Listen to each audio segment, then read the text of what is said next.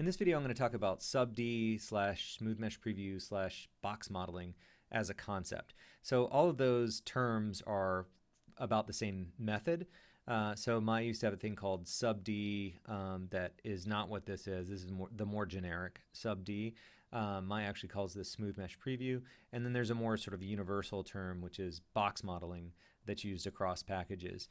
And it's called that just because typically you'll start with a cube or a box and do extrusions or however else you want to add geometry to create your final form. At any rate, this is the most common method for creating organic meshes at this point. It's so popular because it combines the ease of polygonal modeling with the smoothness and resolution flexibility of a NURBS workflow. The idea of this method is to create the shape you're after with as few components as possible. This makes creating and editing meshes faster and lets the computer do the smoothing because the computer is really good at smoothing. So let's take a look at how it works. So I'm going to have an object selected, just a cube here, and I'm just going to press 3. And that turns on the smoothing in Maya. And so you'll see that a cube essentially becomes a sphere. And press 1 to go back. So the keys are 1, 2, and 3. So 2 will show you the smooth with the cage. So here's the control point that moves it, and on the resulting smooth mesh, it's here would be the point. And I'll press 3, and that shows just the final shape, and you can grab that point there and manipulate that as you want to. So the idea is that you can use very few components to drive a more complex final shape. And again, that is what makes this method so fast. So what's happening here, how this works is it smooths from this point through this point to this point and tries to create a nice arc. So arc would be something like this. Of course, it's not just doing this one right here, this one triangle. It goes across the whole thing, right? So all of these points interpolate to each other, and so that means that on this face it ends up being a circle. On top it ends up being a circle, but also those are smooth together, so that becomes a circle this direction, and then you end up with a sphere, right? So a cube just becomes a sphere. So with this method, the way that you use it is you essentially control the radius of the smoothing. And one way to do that is to add additional geometry, and that's the only method I'm going to show in this video. So for this, I'm going to just add in another loop right there. Just use a multi-cut. And so just to be clear about what this is going to do, this is going to now go from this point through this point to this point. And notice that that's going to have a very short radius right here, right? So this is going to be much more of this sort of shape right here, whereas this point to this point over to here is much broader, much rounder down here. So I'll just press 3, and you'll see that's the result. We end up with a short radius here and a long radius over here. And that's what you do with this method is you basically just control that radius with your cage resolution.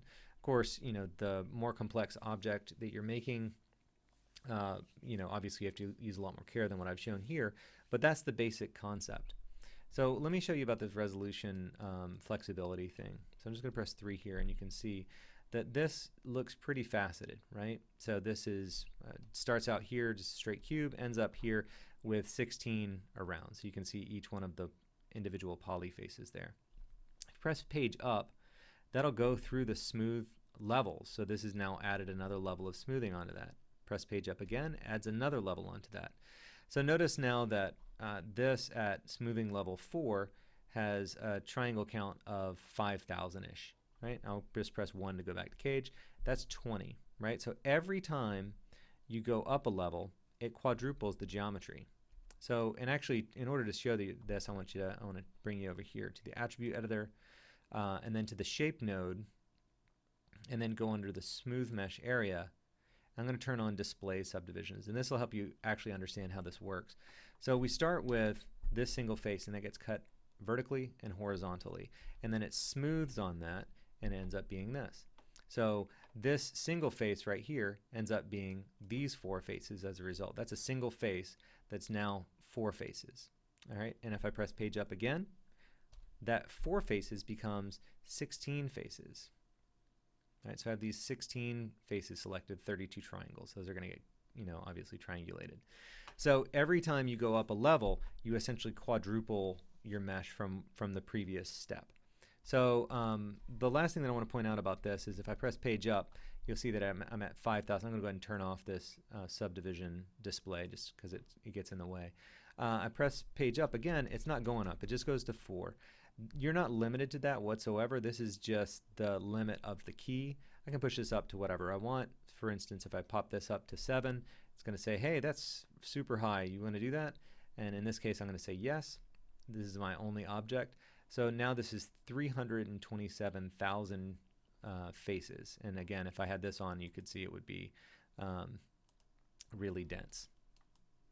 Right, so super dense mesh.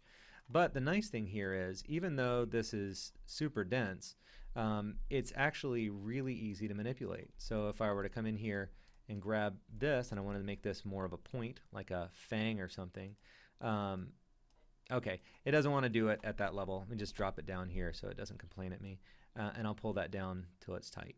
All right, so you can see that I can make actually, let's call it candy corn. Look at that. All right, so we just made a piece of candy corn. At any rate, you can see that the idea here is we're essentially taking a really rough, blocky shape, and then we're just smoothing on that, and we're controlling the curvature in order to create the final smooth shape that we're after. That's what this method's all about.